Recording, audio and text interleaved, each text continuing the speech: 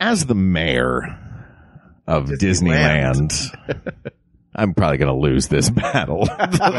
Well, I mean, but as Mark Gagliardi. as Mark Gagliardi, maybe you won't. Hi, I'm Mark Gagliardi, the mayor of Disneyland. Was the mayor show only during that like Million Dreams thing? 50th anniversary. 50th anniversary. So that's how long ago it was, 2005. 2005. Why did you think you were doing it? Show. No, I was doing it. I only did it for the year 2005, but I worked there forever. I didn't come to Disney that year. I don't think I've ever saw you. Never went on the work 50th? there. You've never seen me work at Disney? No. You never saw Aladdin? I did that show for 4 years. I saw it, but you weren't on. I saw it when you were in New York. You son of a... I know. I saw Juliana. You Jasmine. And I've known you longer. I saw somebody. Well, and then you and I saw the Magical Butthole show. We did. It's all I could think of. It's a magical butthole that... Save this, because we might have to talk about the magical butthole. Magical Butthole show. We should save it. Okay. It is a butthole that Mickey is chasing around 3 levels in front of a screen. Oh, gotta get it. Yeah. Are we recording? And he's trying to tickle Of course it. we are. He's trying to tickle a butthole with a paintbrush All for right. like 30 minutes. Can we just start the episode there? Hello, I'm Hal Lublin. And I'm Mark Gagliardi. Since the dawn of humanity, one issue has gone unsettled. With the fate of the world in the balance, we're here to settle, once and for all. Disneyland or DisneyWorld? That's right. Don't worry, everyone. We got this. Podcast should have a theme song. Podcast should not have a theme song. Yes, they should. No, they shouldn't. They sound good. Yeah, but people are just going to skip past it. You know what? You're right. We got this. Disneyland or Disney World? Disneyland or Disney World? Come on. He can articulate better than that. I can't. You can do it. Yeah, you know how I learned that? My mom. When I was a kid, I thought it was the greatest thing in the world. Yeah. My mom could do a Donald Duck voice. And it was like she's not showy, she's not flashy at all, she's a little shy, but like that was a terrible one that just, I was trying to get it to come out. That sounded good to me. Better than I can jealous do. right now. You want me to do that? Yes. I'll do the same thing. That was mine. That was when Donald was in Awakenings, right? That's right. Yeah. Throw the ball to him. And he'll catch it. And you'll see. He'll just snap right into his hand. Gosh, look, what I really need you to do is stand up out of that chair. Do you smell toast? Is it bad that we've just recast the movie Awakenings with 3 of the big 5 from Disneyland? No, I think that's fine. All right. It's probably coming next year. So, Hal, who's that third voice that everybody is hearing? It's a name they have heard over 200 times. Yes, and our producer who demanded, first of all, he suggested this topic. Yeah. Is this a first, by the way? Is this a first suggested topic and also the guest? No, it's happened a couple times. It's rare. It's a very rare occasion. Originally, it was going to be the 3 of us and John Hodgman.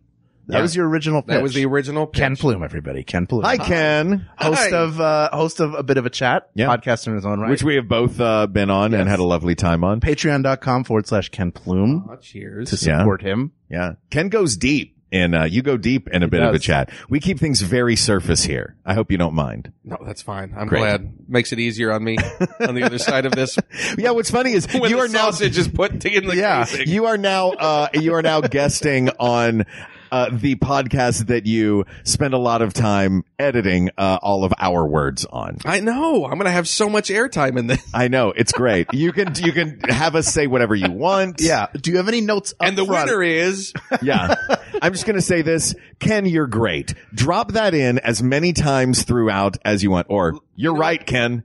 Let me get to the end. People of the world. Oh, We're nice. already done. Great. Do you have any notes for us before we start? What would make this easier for you on the other side editing?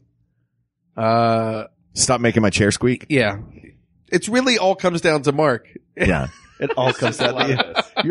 You're on a director's chair. I am in a What people director's don't know chair. is like Mark has these weird tongue clicking noises that he does. Yeah. I think it's like echolocation to find do? out where It's Hal so is I in know the what room I'm I'm in. What Yeah. do you do? I don't even No, hear it. I don't. We were doing a bit. I don't do that. Oh, that's when you're calling a horse over. Yeah. You do that a lot on. in episodes. See, the horse came over. Yeah. It worked. He's going to be our fourth guest. A horse is here to decide between Disneyland and Disney World. One of these days we will do an episode with a non-human guest. I would love to have an animal as a guest. It has to be like a chattering animal. Yeah. What animal is the chatterbox that you would have as a guest on our podcast? Would you like that would not drive Ken insane? Oh, I would like a content gorilla. Because they go like, have you seen that article that gorillas? Well, it's Hal Lublin After Dark. Hey everybody, tonight on Hal Lublin After Dark, we've got Jack Kerouac, Sammy Davis Jr. and a content gorilla. There was an article. You know there's a gorilla in the green room right now, right? He's fine. He's got bananas. There was an article out that gorillas will make up little songs when they eat because they're happy. Okay. I love this, by the way. They played audio of it. You just hear like,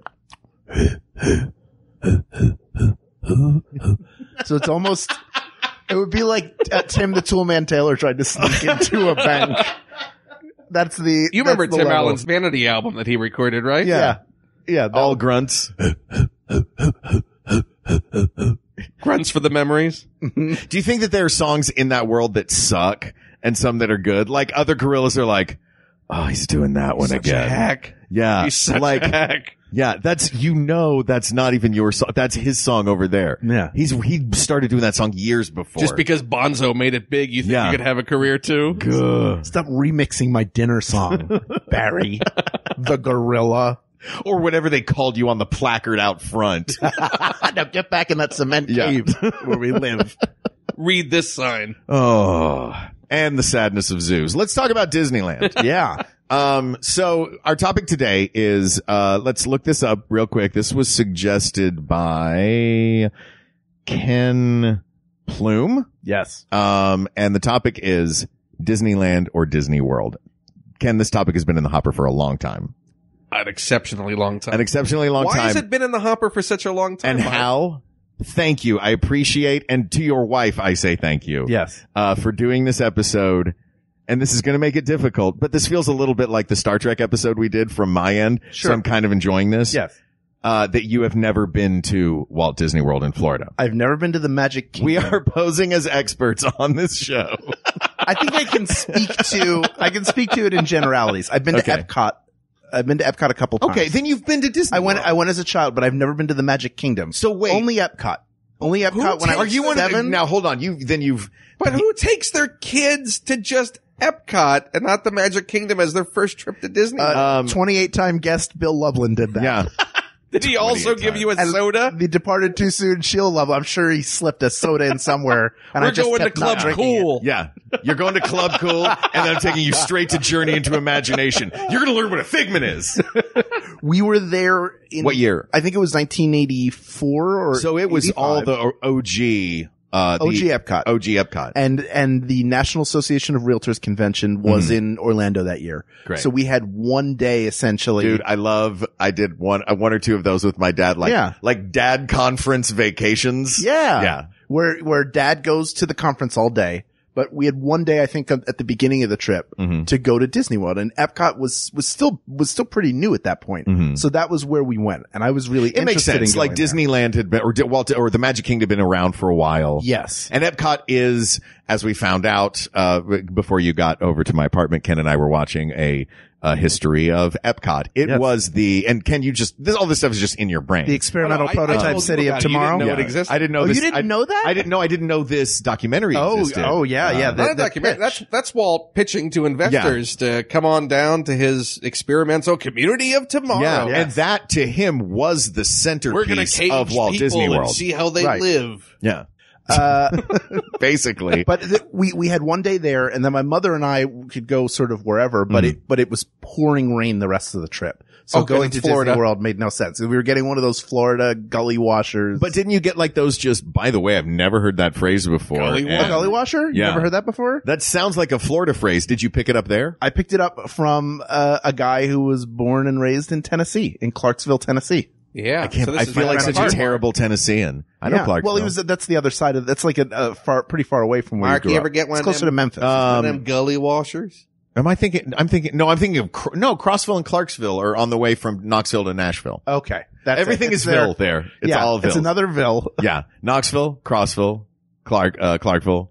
No, Cookville. That's right. Cookville. So it goes Knoxville, Crossville, Cookville, Nashville, Clarkville. Welcome to another episode of Tennessee Public Access. Yeah.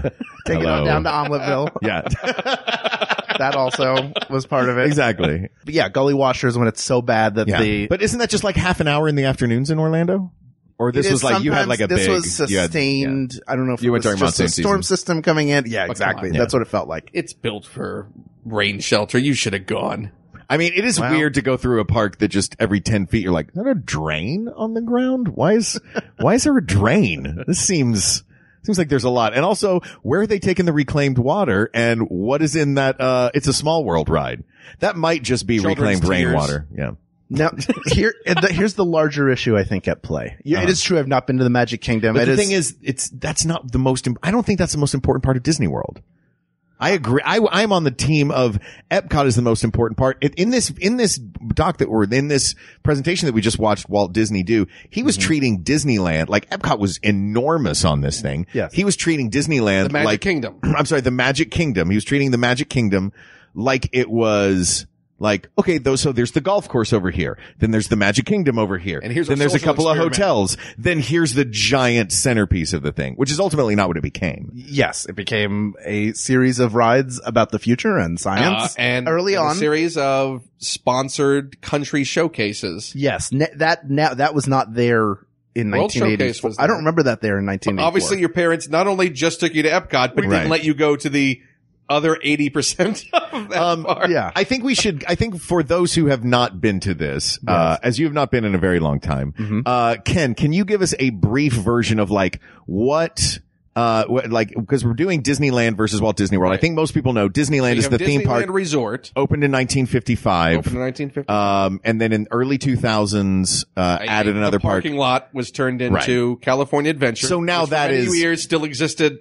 for the equivalent of a parking lot. Right. Yes. That is one of the two resorts, which is just those two parks. Explain Disney World and what that is. So Disney World technically is 4 major park areas that are separate and independent. You can buy individual tickets to each of them. So you have Magic Kingdom, which is the equivalent of Disneyland proper and transposes a lot of those rides to Florida. which is what everyone knows, the castle, castle you have and in- Space Mountain, all You those. have Sleeping Beauty Castle in Disneyland. You have Cinderella Castle, which is ginormous in Magic Kingdom in Florida. So that is essentially, if you want to go to Disneyland at Disney World, you go to Magic Kingdom Park. Right. You have Epcot, which was the second of these that was opened, and that's exploring Opened 1982. the world of tomorrow. We should give a timeline as well. 55 was when the original Disneyland opened. And 71 Right. was when Disney World Magic Kingdom opened. Right. So the second park to open, as you said, in 82 was Epcot Center, which was... Hold on, I'm sorry to stop you, but watching Mark try to slowly open a seltzer bottle, and I know what you're trying to do, and I'm sorry to call you out, but like, as you slowly... I am slowly, yes, while Ken is Every talking, twist. my left hand is slowly opening Yeah. a bottle of sparkly water. So I'm but sitting it's here- but your it's so non-dominant loud. hand. Yeah. Yeah, it's so loud, and I'm trying to do it so gently and so I know. quietly, and you just put me on blast. I feel so bad. You 'cause do each realize time- you do realize you're holding your mic directly over Yeah. the top of the bottle. But Ken is like, in 1971, and then you just hear, So tell me more about that, Ken. All right, hold on. I'm just going to take a second and open this then. there we go. There, now it's open. It was very bubbly. It's still very bubbly. This is the misophonia edition of We Got This. So I'm sorry, you were saying 1971, Walt Was Disney Magic World. Kingdom- Now, was it just the park that opened, or did it open as like, this is Disney World? Because that's one thing this that is it Disney has. World Resort. Yes, which is a giant So you had- tract of land You that had, is. I think it's 60 square miles Yeah. of land, larger than the city of San Francisco. Mhm. Basically, Walt Disney, through a lot of shell companies, secretly bought a lot of land in the middle of nowhere, Right. in the middle of Florida. Listeners, if you would like to hear the detailed story of that, there's an amazing book called Team Rodent by Florida legendary writer Carl Hyacin that goes into all the details of how the Disney company And what was- sort of shadily got all of these. Which was called, by the code phrase, the Florida Project. Yeah.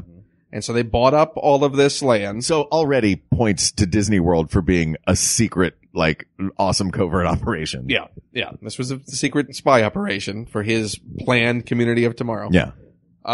He might be a Bond villain. But you can understand why it was done, because if they knew Disney was coming in, everyone would have jacked up their prices and like, Sure. I want 15 times what this property was worth a minute ago because I know Disney wants it. Well, what's interesting is his original plan for Disney World was a domed park in St. Louis, near where he grew up. But obviously, Yeah. building No a one- dome over a park Right. would have been prohibitively expensive. The amount of land needed just wasn't quite there. Florida had a lot. I mean, it's essentially built on a swamp.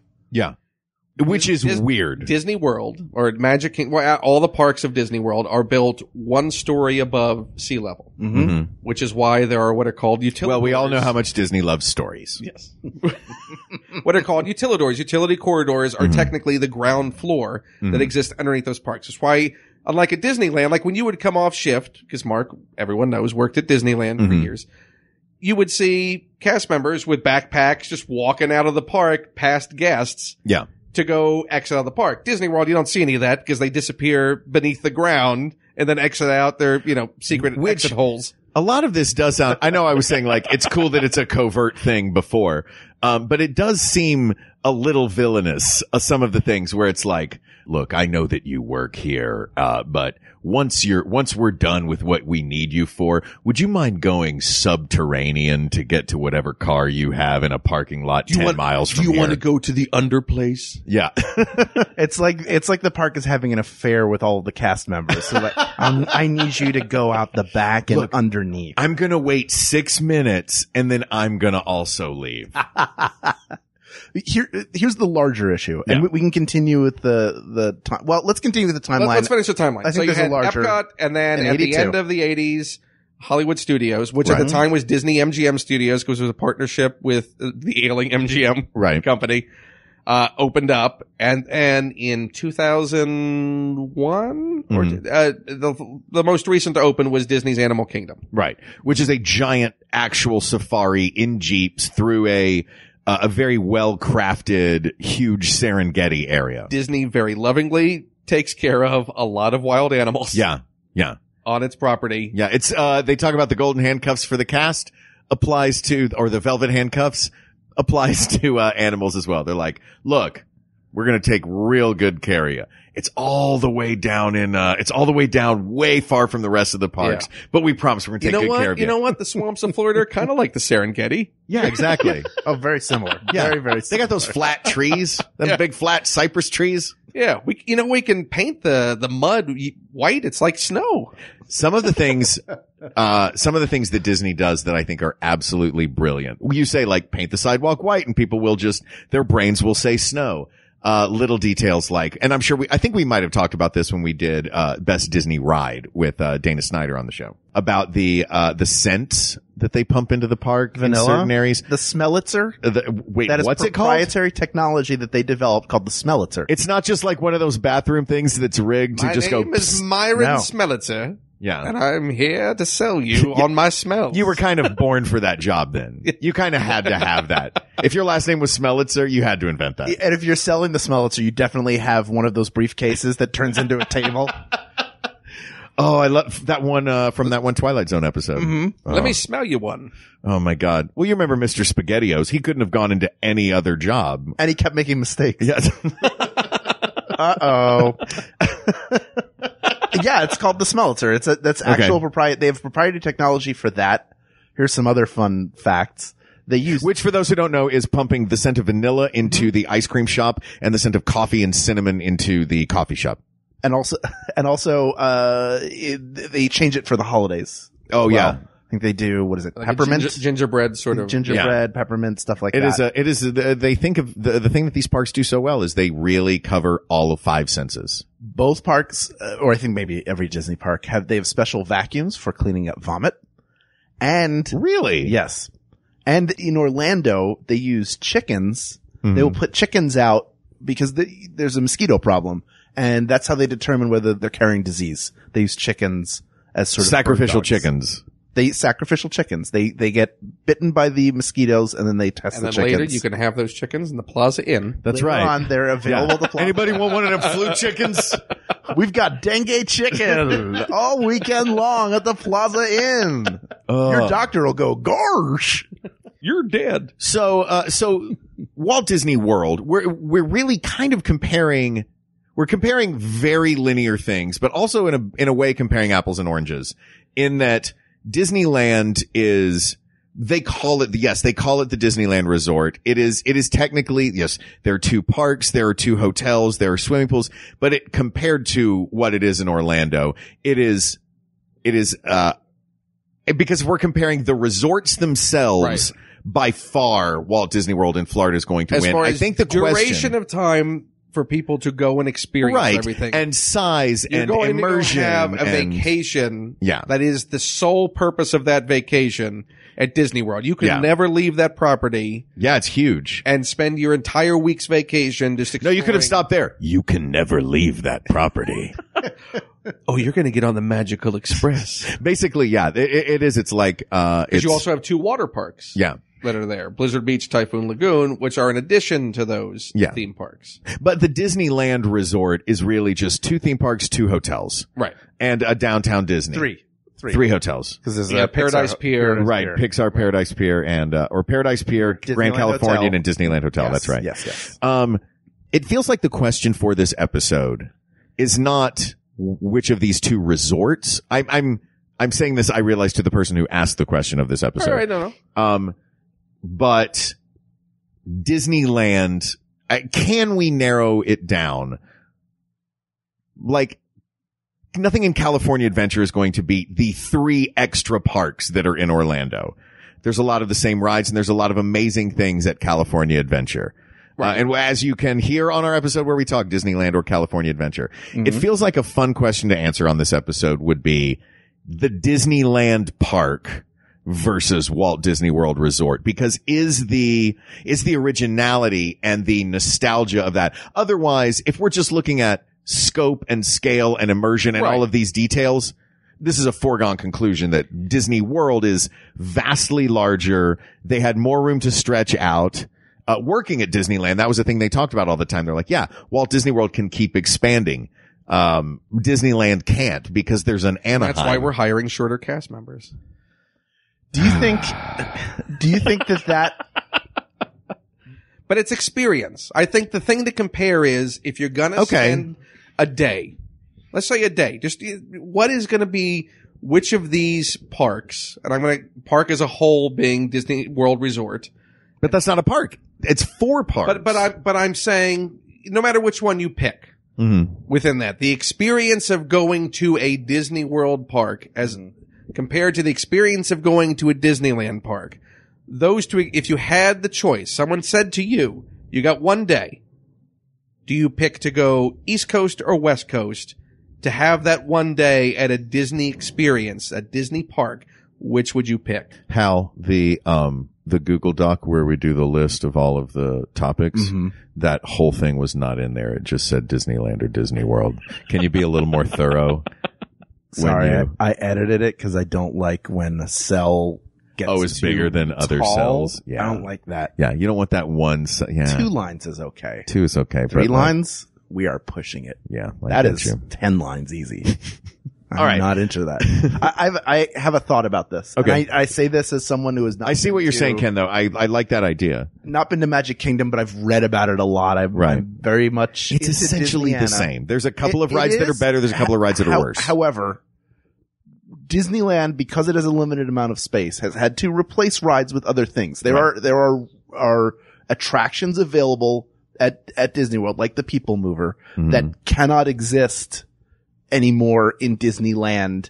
For a variety of reasons. They just took them out. But it would be, if you tried to put it in now, it would be there's not very room. crowded. Yeah. It would create a very crowded visual because it would have to go out around, it emanates, the old track emanated from Tomorrowland. I mean, if you're talking crowded visual, imagine when there was a people mover and sky buckets going for the Skyway going across and through the Matterhorn. Right. As a visual. Exactly. I think they chose to have a less they chose to have a less cluttered design. That's what I think. I mean, I think in my heart, I wish that was the case. Yeah. It was like, we chose to streamline this for aesthetic purposes. It was budget. But no, I'll tell you this though, Ken, having and again, this is going to be a drinking game from this episode. Having worked there, I know backstage. Were you the mayor? Shut up.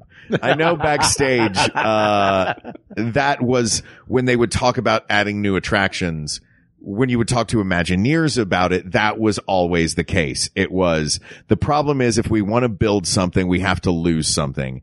And that means whatever we build has to be, they do a lot. That's why they do a lot of overlays onto things. Mm-hmm. If they're going to build something, they have to build a thing. They can't build they would love to build a Nightmare Before Christmas ride, but instead they don't have the room for it. So the idea goes, okay, then it's an overlay for the holidays. Right. But that makes perfect sense. In Florida, you can have a bunch of ancient stuff or experimental weird stuff where you're like, well, yeah, just put it in that. We literally have, if you are in one of the parks and if you're in the water park or on one of the tall rides where you can look out and see over, it just looks like a vast swamp with little theme parks dotting it. That's not what we have here. You know what I mean? Right. No, that, to an extent, you have unlimited space in Florida. Yeah. There are certainly boundary issues. Sure. There's that Gator Gang. Yeah. That Gator Gang. Yeah. With the bandanas. Yeah. You know. Of course I do. Yeah. You're still within the confines of where that has been established budgetary, because it is swamp. It takes a lot to solidify swamp. Otherwise, the lagoon at the center of Epcot wouldn't be as big as it was if there wasn't for all the sinkholes that kept opening up. Oh, really? Oh, yeah. It was supposed to be a much smaller, that's the thing, area. I love how vast and expansive, and that I think is really a selling point. That's where the sinkholes stopped. Well, good. That feels like a real selling point for Orlando to me, or for the parks that are in Orlando for Disney World, is because of that.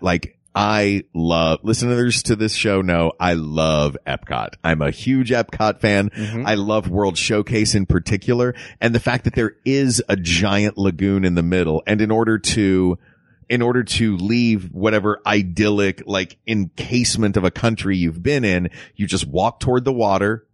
And then you get back on the path that takes you to another country. And you can always, it's laid out. 3 hours later, you've circumnavigated. 3. My friend, I will do 12 hours in, I forgot Food and Wine. Oh, Food and Wine Festival. Sometimes you're just walking in place for an hour. I did do, Drinking Around the World once. And Drinking Around the World is stupid.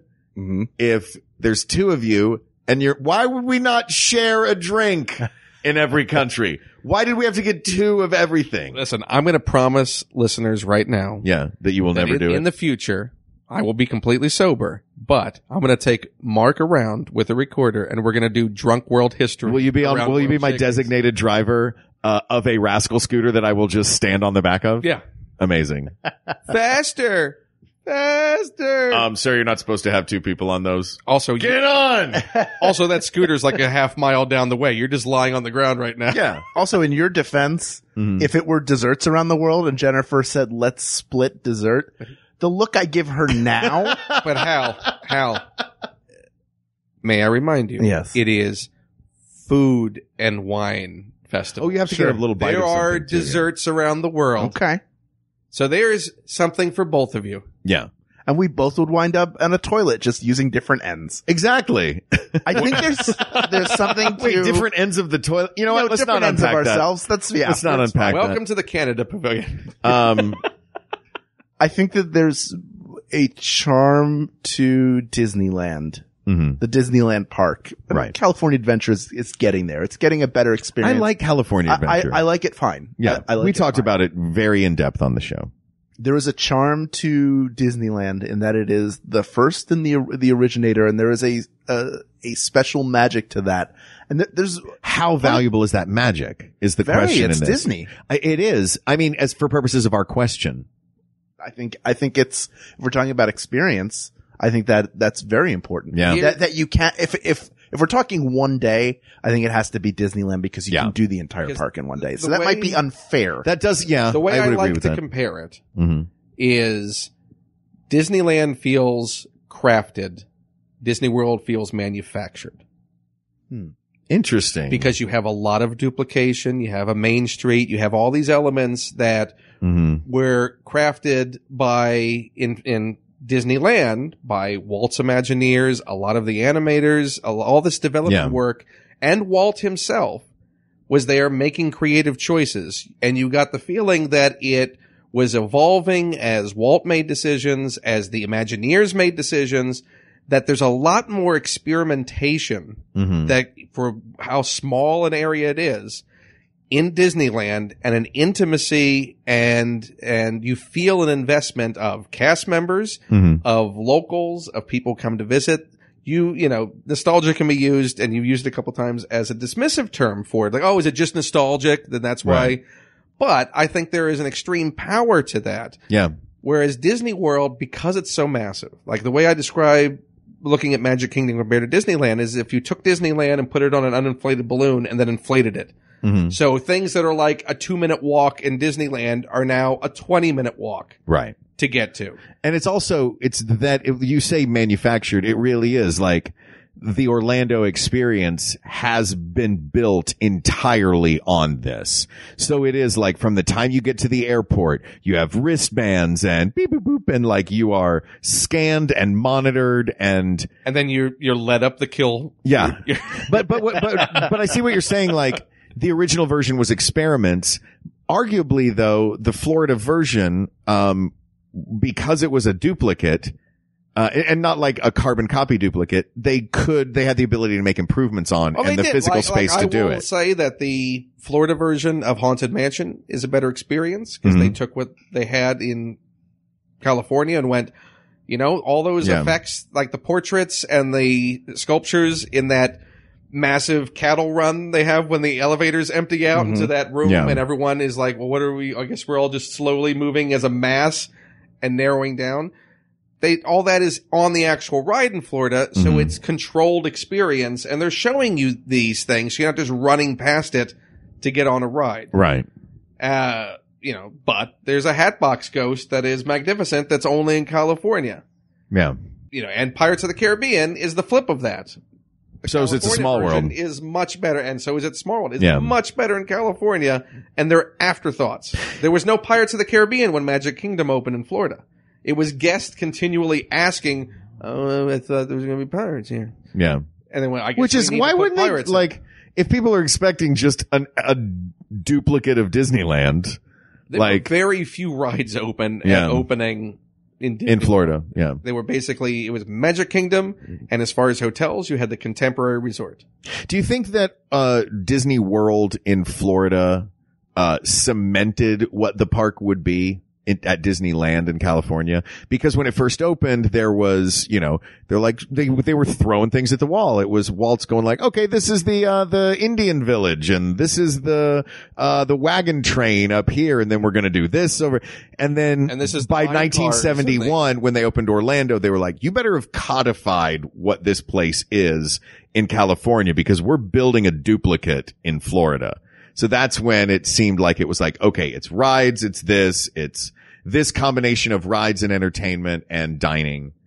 I do think one of the things about both parks is that they do continually evolve. Even Disneyland with its limited space, things get replaced. Yeah. Things get renovated. Now Galaxy's Edge, which I know is going to be in both parks, but that was a big deal that they basically lopped off the back half of Rivers of America. They got rid of Thunder Mountain Ranch. Thunder Ranch and where they kept all the animals. Yeah. All the animals in the park that originally used to be on site. They did get moved to they got moved somewhere where they could it's sad though. A farm where they had a happy life. It's sad though because the walk from from one of the employee parking lots to the parade building used to go through the stables, and it was really fun to see all the animals. And now they're But now you just go ride, you know, but now you can, the Millennium Falcon and then go to work, I guess. And you can buy that glue in the gift shop. Yeah.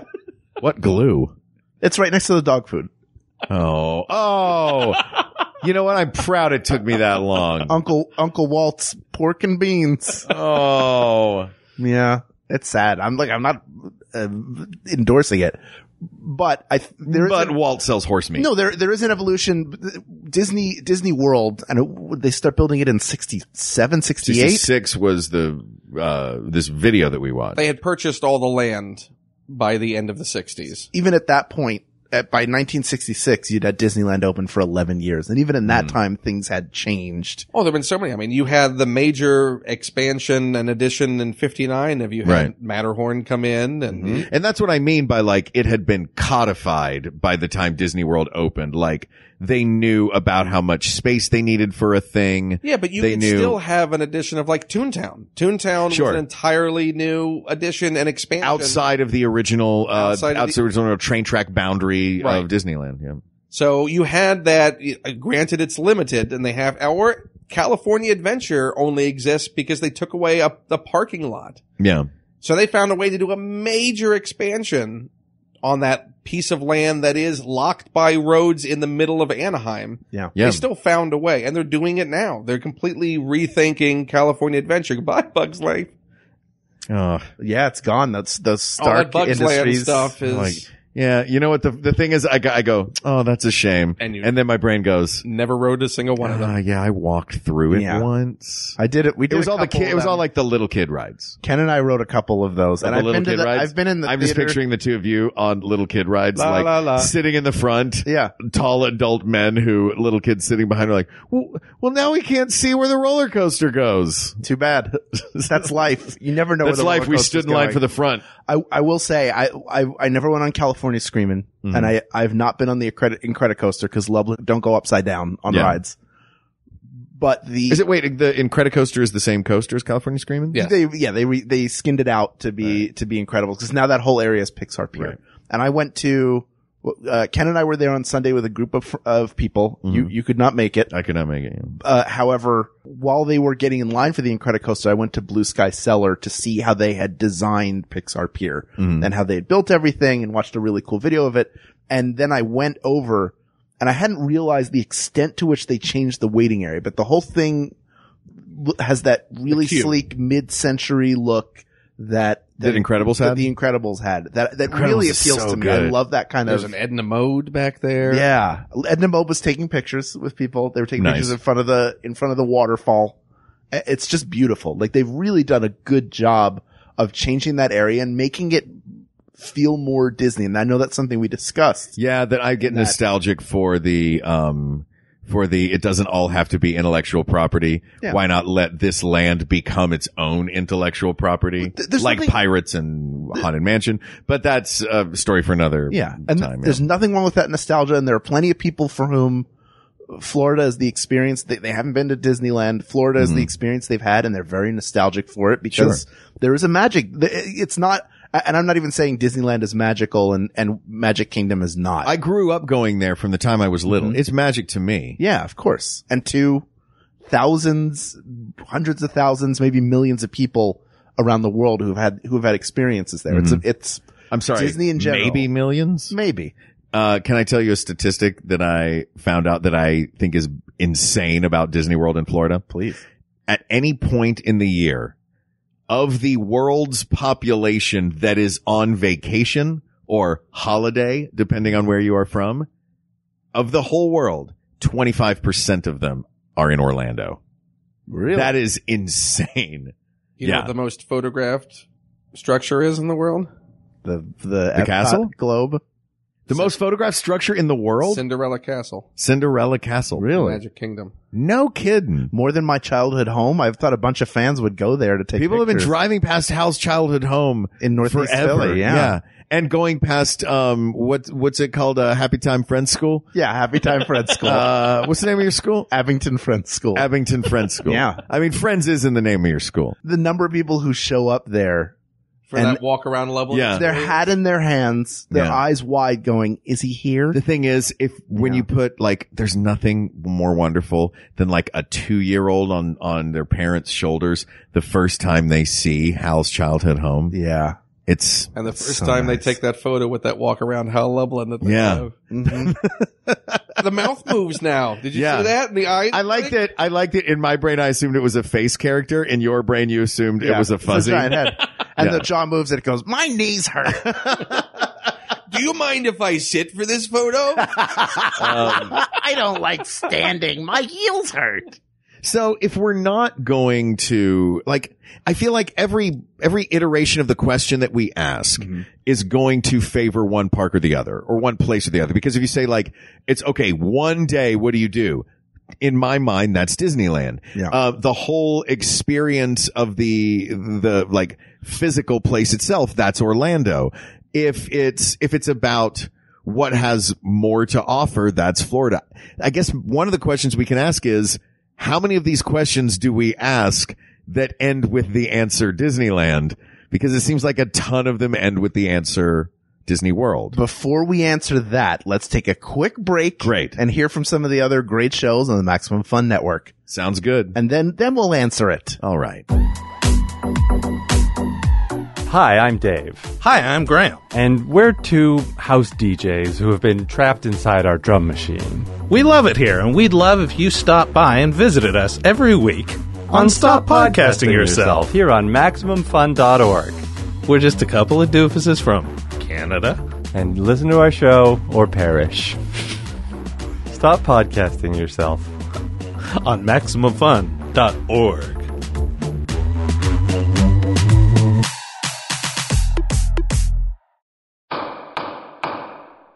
Judge John Hodgman ruled in my favor. Judge John Hodgman ruled in my friend's favor. Judge John Hodgman ruled in my favor. I'm Judge John Hodgman. You're hearing the voices of real litigants, real people who have submitted disputes to my internet court at the Judge John Hodgman podcast. I hear their cases, I ask them questions, they're good ones, and then I tell them who's right and who's wrong. Thanks to Judge John Hodgman's ruling, my dad has been forced to retire one of the worst dad jokes of all time. Instead of cutting his own hair with a Flowbee, my husband has his hair cut professionally. I have to join a community theater group. And my wife has stopped bringing home wild animals. It's the Judge John Hodgman podcast. Find it every Wednesday at MaximumFun.org or wherever you download podcasts. Thanks, Judge John Hodgman. So, Mark, you were talking about there are a lot of different questions we could ask, and each one would sort of put a notch in each park's column. Because Disneyland versus Disney World is such a... It really does. There is that apples and oranges element to it. There's the one question that we can ask, which is, that is apples to apples, which is Disneyland Park or Magic Kingdom. But that seems like it would clearly be in favor of Disneyland Park. We can ask, the whole, experience of everything that has to offer, which that is vastly in favor of Walt Disney World in Florida. And I think a lot of the questions that we could ask, the answer, like, how much stuff it has, the immersion factor. I keep mentioning that I think is a big part of it. The immersion factor, the, ease of getting to it, like so many of those questions, because Orlando was manufactured to be a perfect resort area.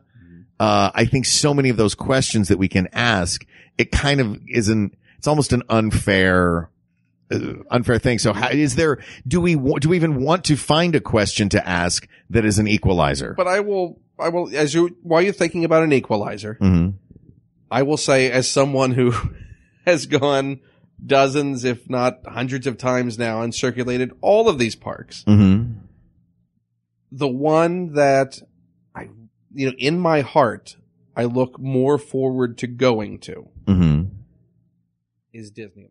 And why is that? And the reason is that there is a manageable magic aspect to it that I can go and feel and completely enjoy it. Disney World, you really have to just surrender yourself to, it's going to be a lot of walking. The weather is going to be all over the place. It's Florida, not the most pleasant state to go and enjoy yourself. You're going to see a lot of people. Because of the humidity? Because of the humidity, because of the heat, which is compounded by it is a journey and a chore to get into those parks. You got to, Disneyland, you can decide, I'm going to Disneyland. You can park your car and 5 minutes later you're on a tram and in the park. Mm-hmm. Disney World, I'm going to the parks. Well, are you gonna, let's say I'll park at the Polynesian, which is a hotel that's on the monorail loop for Magic Kingdom. So I've decided that. That's like one of the easiest places to do. I have to get out of my car. I have to get into the Polynesian. I have to get to the monorail station. I have to get on the monorail. That's already 15, 20 minutes minimum to do that. Now I'm on the monorail. I have to do a stop and then another stop to get in the Magic Kingdom. Then I have to walk probably at least a 10-minute walk up to the turnstiles to get in. Then once I'm in, it's probably another 10 to 15-minute walk through a massively expanded Main Street to get anywhere near any of the rides. I'm going to stop you there, though. It feels like these are the negative aspects of an annual pass holder's experience for someone who has been there as many times as you have, because I think that if I was a family that was making an investment let me finish. But going into like you mentioned these things like, oh, I have to do this. I have to do this. I have to do this. Think about someone who's experiencing it for the first time. We saw this, we went down and there's this resort that looks like Tahiti. It's this beautiful Polynesian. And we got on a monorail train that took us to the entrance depot and we walked in. There's this giant Main Street USA that's recently been extended. You know what I mean? Right. Like, and I've had those experiences. I've had first time experiences. Right. Too. But there is an exhaustion factor, even with the first time experience, of just those massive distances and that weather. Right. And the fact that you could very easily have that magic experience that you've waited a whole lifetime so for. You want the magic to just be smaller? No. But manageable magic. And suddenly, it's Florida, so that's the day it decides it's going to be a gully washer. Yeah. Oh, I know what that is now. Those gullies are getting And so washed. you can't have that magic now. So that aspect for it, there is a manageable magic to Disneyland to me that you can go and experience it all in a day. That to me is not, I feel like you can go and experience it all in a day is not a net positive thing. But I will say it is, let's say that you're not made of money. Right. Disney World. It's not a cheap thing. No, it is, there is most definitely a class tiering to be able to get into Disney World because, as you said, it being a resort, they want you to stay at that resort. They want you to eat at that resort. They don't want you going off. They want to own you for a week. Yeah. And that for a family is just a massive investment. To me, the idea that magic at Disneyland is accessible by anyone on a day pass and you have a very good chance of seeing all of the major things at both Disneyland and California Adventure in that day. If you want to experience Disney magic and you want to make those memories, that you can do that right there in a day at Disneyland and have all of those things, all of the major things you'd want to tick the boxes on, Pirates of the Caribbean, Haunted Mansion, all of those, with the idea that it feels crafted and not manufactured. And I'm saying this again, I love Disney World and I keep going back to Disney World. Right.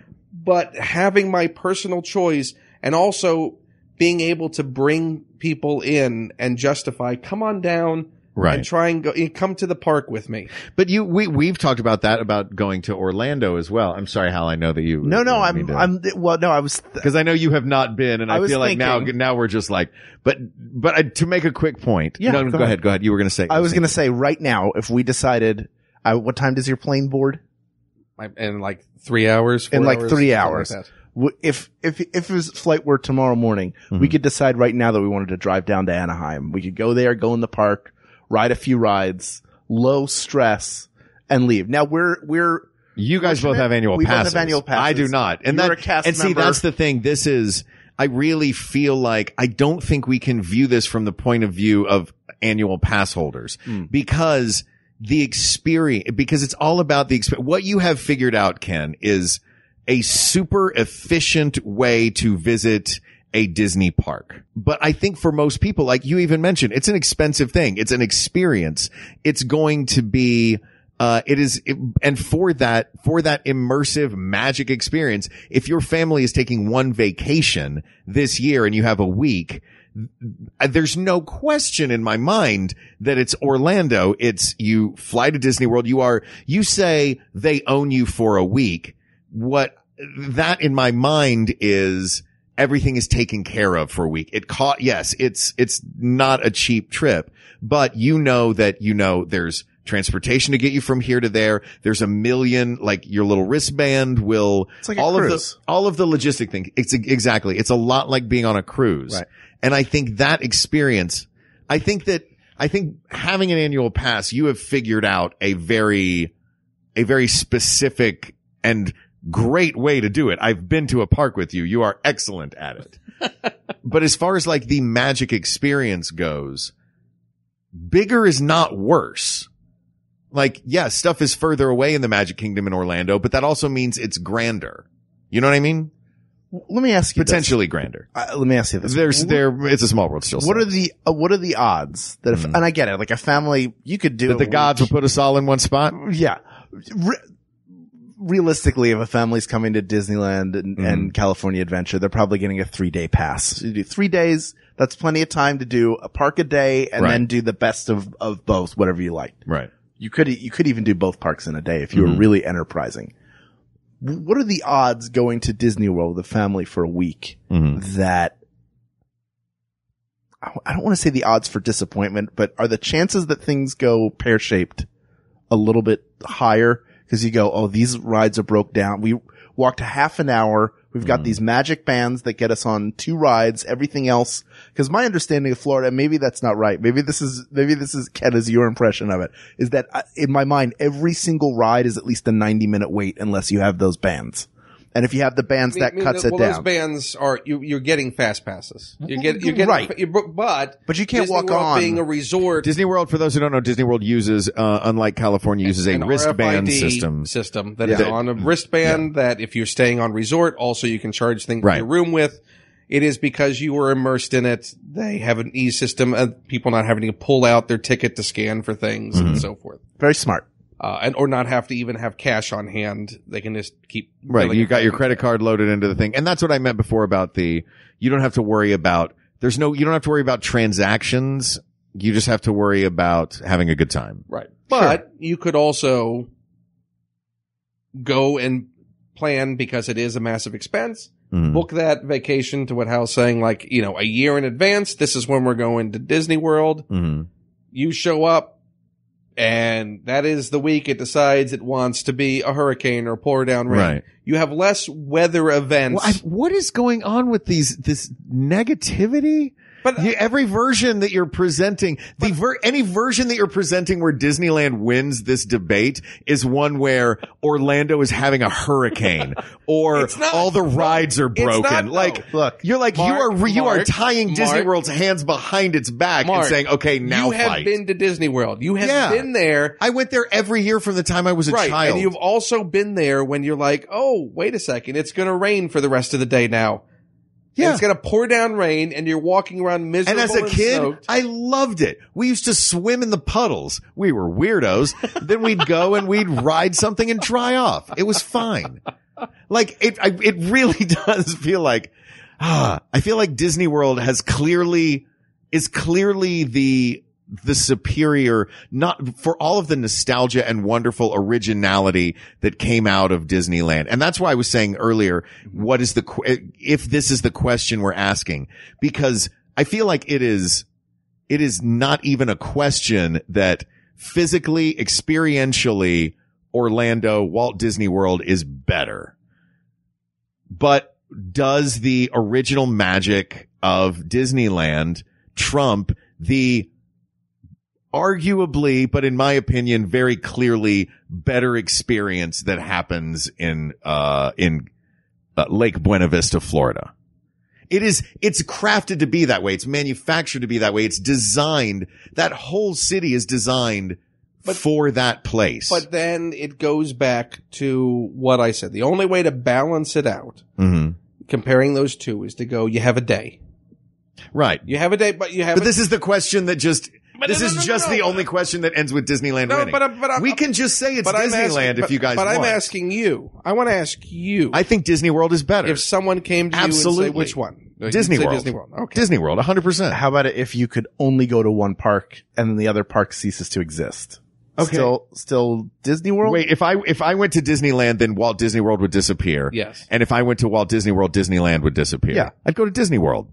Go to Disney World? Absolutely. Do you not want me to have the lightsaber that I got that's really cool? Yeah, you know where you can get it? When Galaxy's Edge opens in Florida. Not yet. And then I gotta wait with all those people. Yeah, I waited out. Mark. There's Star Wars in Disneyland right now. It's not a Disney World. I was so patient. I was like, I'm not gonna do that. I'm not gonna build a droid or a lightsaber during this reservation period. I am going to wait. And then on Sunday, at 7 o'clock, I checked all the reservations were open. I got to go in. And Ken filmed it with minimal commentary to ruin the experience. Minimal. Just a few. Were you commenting during Savi's He found workshop? something to pick at. I didn't pick at it. It was fun. First of all, I had trouble assembling it. Mm-hmm. Then the switch plate I had didn't work. The kyber crystal in there? Yeah. The kyber crystal worked. Then the switch plate was not good. They had to give me a replacement one because that one didn't work. Sure. And then they were saying good job to everybody. And they did not. I didn't even notice they didn't say it to me. Ken's like, they didn't say good job to you. And then at the end, he went to the cast member, you want to tell him good job now? Cause I was still putting stuff together and getting ready to leave. But it was a very enjoyable experience. And I'm sure everybody in Florida will enjoy it. Yeah. I can't imagine what the rush will be like. Yeah. Weirdly, it died off here and then. It did, but that's because there were weeks of reservation period that everybody was in line and you could not get in. So they were wise to burn that off. I don't know if they're going to do that same system in Florida. They are not. It has already been stated it's going to be free for all. Oh, wow. That's crazy. I think it's a brilliant system that they did. But they also will have both attractions at open. They'll have they get Rise of the Resistance in December. They're going to get Rise of the Resistance first. And then we get it out here in January. I know that. So they're going to get it in time for the holiday season. Yeah. I truly don't know the answer here. Of course, we're loggerheads. I'm going to say right now, Mark and I are at loggerheads. Yeah. You are intractable. In my heart, it's Disneyland.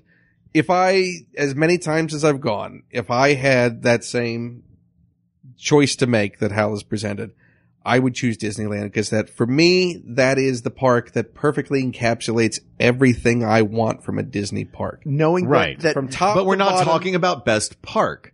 The question was Disneyland or Disney World. I said Disney Park. I did specify between the Disney World and Disneyland, Disney Park. Wait, what do you mean? Meaning I defined it as a Disney park between those two Disney parks that we're discussing. The one that most I think you're using park because a park is a theme park. And there are 4 of them in Orlando and 2 of them in California. Do you mean the resort? Okay. Resort. So I'm not trying to be pedantic. This has been a weird because that's but it's like it did confuse me when you were saying you kept saying park. Yes, between the 2 resorts. Okay. Yes. The one that more clearly crystallizes everything for me that represents Disney. Mm-hmm. From top to bottom, as far as the rides that are there, the experience that's there, what you experience with the cast members, what I experience as a person wanting to go in and enjoy the park. Mm-hmm. It's Disneyland. Okay. Since you're at Loggerheads, so that clearly makes Hal the tie-breaking vote for this episode. I have questions. Okay. Oh, this is great. This is we've never had this before. Yeah. Now it's Judge Hal Lublin. Judge Hal Lublin. Sorry, John. One time, I was on vacation. Jennifer for her birthday. By the way, I love the idea that a judge would be sitting on the bench and would begin court proceedings with, "One time I was on vacation." Order. You're going to listen to my anecdote. For her birthday one year, I took Jennifer to Nashville, and we were there. We were getting ready to go out for the day, and I got a call from Maximum Fun from Colin, who was working there at the time, and he said, "Hey, we have an emergency. John is unable to record Judge John Hodgman. Will you fill in as judge?" And I couldn't do it because we had plans for the day. I'd even brought, I think, some recording equipment with me. Of course you had. But I couldn't. I made what was the correct call at the time, which was spend time with my wife. Spend time with your wife, yeah. For her birthday. But that would have been very, very cool. And I'm still available, Jennifer Marmer, to do that job. Someone's going on a book tour soon and might not have the time. Ken Plume. Yes. Having been to both parks, resorts, having been to both resorts a great deal, and knowing as I do with my limited knowledge of the Walt Disney World Resort, that there are a number of attractions there. Even if you just stayed in, even if you were to shave off 2 parks from the Disney World Resort, just the Magic Kingdom itself, there are a lot of attractions there that they just don't have room for in Disneyland. Would you say when you visit Disneyland, are there attractions that are available in Florida that you miss because they cannot be part of your experience when you're here? Yes or no? And I will have a follow-up. Yes, with a caveat. Is with a caveat the ride? Yes. Is that where Dick Caveat the interviews caveat you? is a lot of those experiences that I wish were there were in Disneyland. They were, but they no longer are. So we can't say every attraction that's ever been there. What are those? I would have Country Bear Jamboree back in Disneyland. I Yes. enjoy that immensely. It's in Florida. Carousel of Progress. It's in Florida. I enjoy the People Mover. It's in Florida. I'm getting that. But you know what? I also love the Matterhorn. Sure. Where's that, Mark? They have an Everest in Florida. It's great. Expedition Everest. It's not a bobsled ride. No Harold. And you know what? The snow monster moves in California. Yeah, he does. He's killed a whole bunch of it. He like to move it. Mark. Yes, Your Honor. When you are in the Walt Disney World Resort. Yes. And you are experiencing things that also exist in Disneyland. Yes. What percentage of the Disneyland version of these attractions would you say are better? 30%. 30%. So you would say 70% of what has been ported over from California to Florida is superior. Yes, but I think that the versions in California, as Ken mentioned before, are the Genesis ideas there. It's Walt made this. And also I feel like that's the record and Florida is the MP3. Okay. You know what I mean? I understand. So it is. What you're saying is that Neil Young would not like Florida. Neil Young would probably prefer Disneyland. Ken. Yes. Was that a yes and no answer? Ken, is there any chance they're going to get rid of that Avatar ride before I ever visit? Because I don't want any proof that was there. Oh no, that's there to stay forever. I do love Disney, and I would like more Disney. Hal, but I hate Avatar. Hal, I just want to tell you. Guess what's not in Florida? What? Guardians of the Galaxy Mission Breakout. That's not as much. I like Mission Breakout. That's not really getting me there. You know what else is not going to go into Florida? A lot of the Marvel stuff that you're going to get in California. That's true, but we're talking about future stuff. I have to go by what exists now. I have to be fair and impartial. I'm just mentioning these things. I do have an interesting story about Walt Disney World. Please. When it opened in 1971, my mother-in-law was a student at Rollins College, which is a music school. She was not your mother-in-law at the time. She was not. She was not yet a mother at all at the time.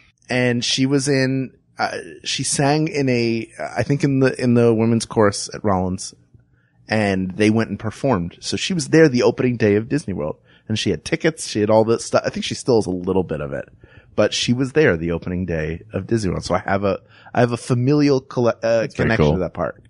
Sure, it went better than the opening day of Disneyland. Yes, where people were melting into the ground. The street, yeah. And Art Linkletter was...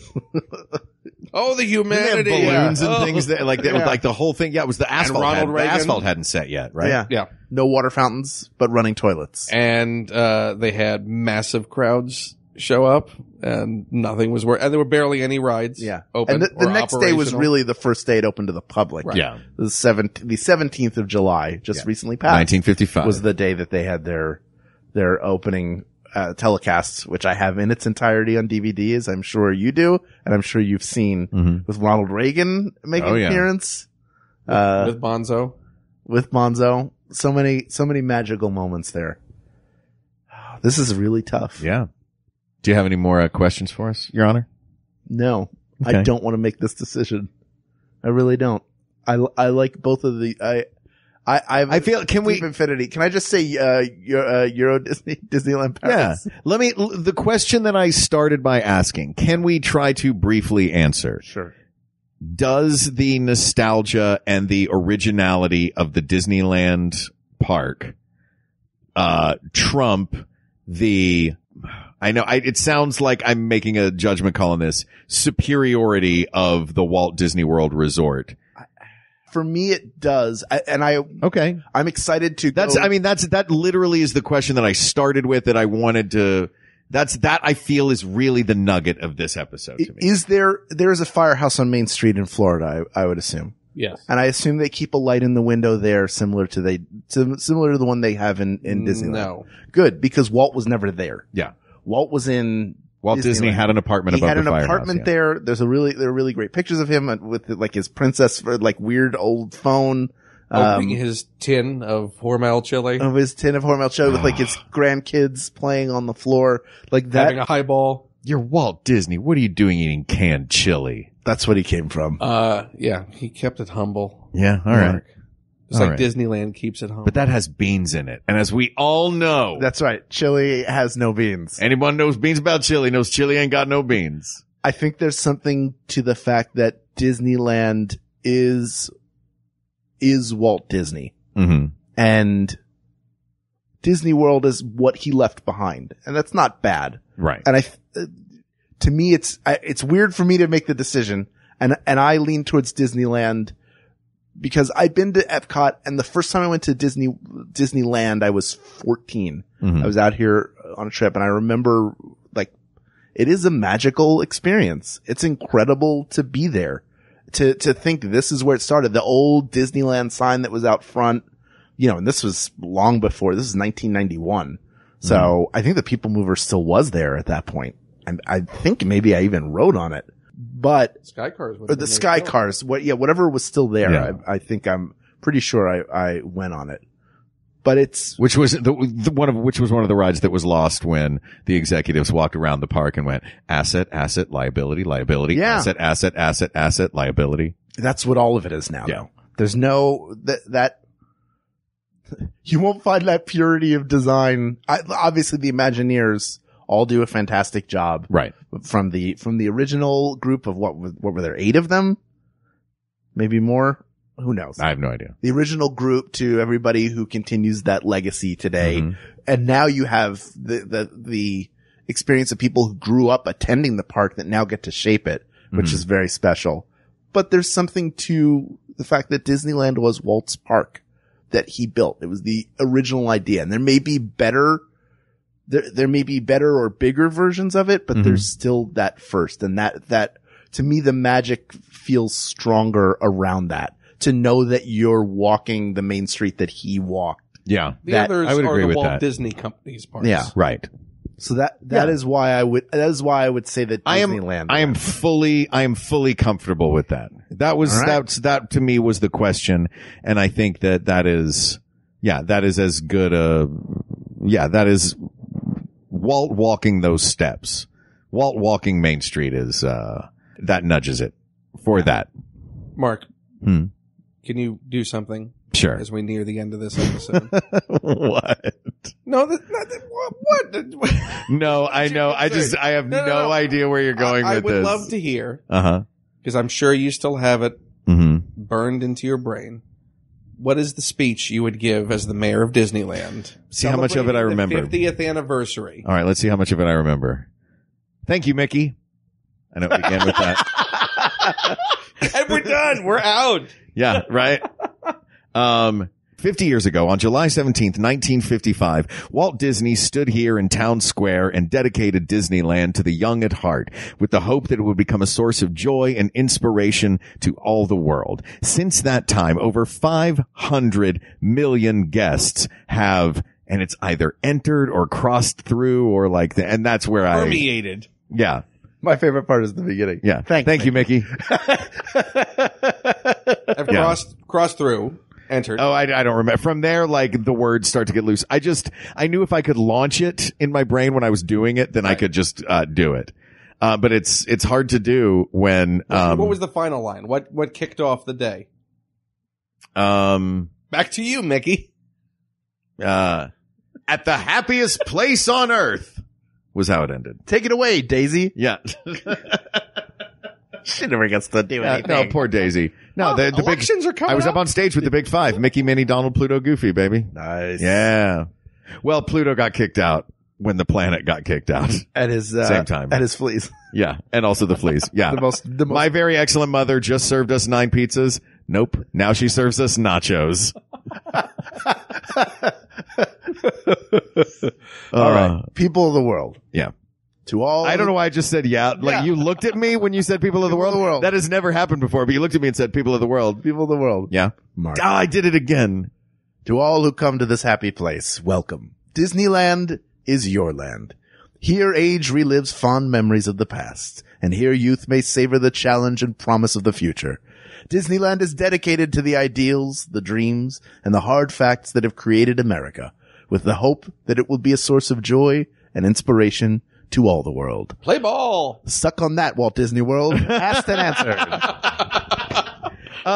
Ken Plume.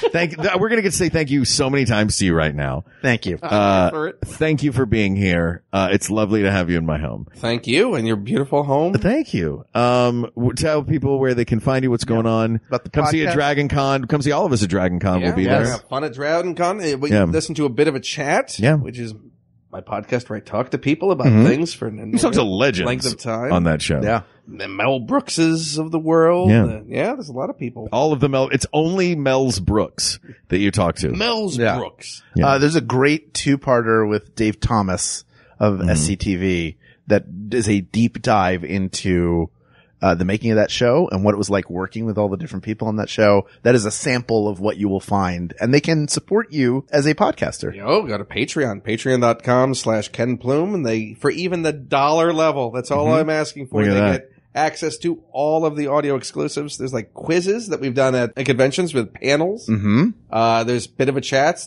One with Neil Gaiman that's exclusive. Get instant access to everything Yes. for just $1. I am a $1 member. I can verify that all this content is available. 17-hour chat with That's Hal all it that's takes. available. Somebody went and listened to all of our chats. Did you have a that 17 Ken and I hour? did. It does not surprise me. if One you of them had is 17. 3.5 hours long. And she sent us a list because every time that I came on, we started throwing out hashtags. Like, if you're still listening, use this hashtag. And a few people did after the episode dropped. But she made a I'll email it to you, a chronological list of every hashtag we used in 8 episodes? Yeah, and supposedly at one point we also sang "Let It Be" together, which I have no memory of. I just remember that either. periodically I know periodically there will be a phone call. Yes, to That you. it'll be to me, and it'll be, hey, we're doing an episode. Or Do you think Mark will answer? That's always, is that the thing? Do you think Mark will answer? Who will answer right now if we call them? I think I can get Mark to answer a call. Do you know who never did? Who? Mark. I did too. You did. Get you on one? Yeah. You got me on one, and then you kept me on the phone for like an hour, Oh, good. It was worth it. and then you did 2 more hours after that. Yeah. You guys are lunatics. You were part of You it. were like the second wind. Ugh. Anyway, check that out. Support Ken on Patreon. This matter, which was suggested 4 years ago, is finally closed and settled. Judge Hal Lublin has spoken. Until next year's Max FunCon. Until that. When it's time to reopen a door. Yeah. This feels like it might be one of those doors that gets angrily reopened. It could be. It Yeah. could be. That'll be up By to John you. Hodgman. By John. That's right. Yeah. But I stand by it. We all stand by it. We Yes. stand by this ruling. Yes, we it do. is Disneyland. And there are so many more topics out there. That's right. So please reach out to us on Twitter at We Got This Tweets. Check out the Maximum Fun subreddit, or Email us at wegotThisPodcast@gmail.com. I had somebody email us recently who sent, I think, 15 separate emails with different topics. Feel free to gather them all and then send them, because they will go on. Our list is almost 250 topics long, but that is not long enough. We always need more topics. Thank you to that person who sent all those topics. But yeah, feel free to send us your ideas there, or you can go to our Facebook group, facebook.com/groups/We Got This Podcast. Thank you to producer Ken Plume. Woo-hoo! Thank you to researcher Kate McManus, graphic designer Uri Kelman, and QA engineer Jen Alba, who you actually met because we were all at Disneyland together on Sunday. We had like a staff meeting. Yeah. I love it. Yeah, we had all but Mark. Everybody but you, yeah. was Yuri there? No. He's in Israel. I was going to say he's in another country now, Yes. right? Yeah. And thank you, of course, to our musicians, Jonathan Dinerstein and Mike Furman, for our score and theme song, respectively. And thanks to you, our listeners, for giving us a chance to sit down with Ken and talk about a thing that clearly we're all passionate about, clearly we all love. I would love to gather up all of our listeners and take you all to the Disneyland Resort. Churros on Mark. Churros on Mark and Dole Whips all around. For Hal Lublin, I'm Mark Gagliardi. For Mark Gagliardi, I'm Hal Lublin, and don't worry, everybody. We got this. Bye. We got this. MaximumFun.org. Comedy and culture. Artist owned. Audience supported.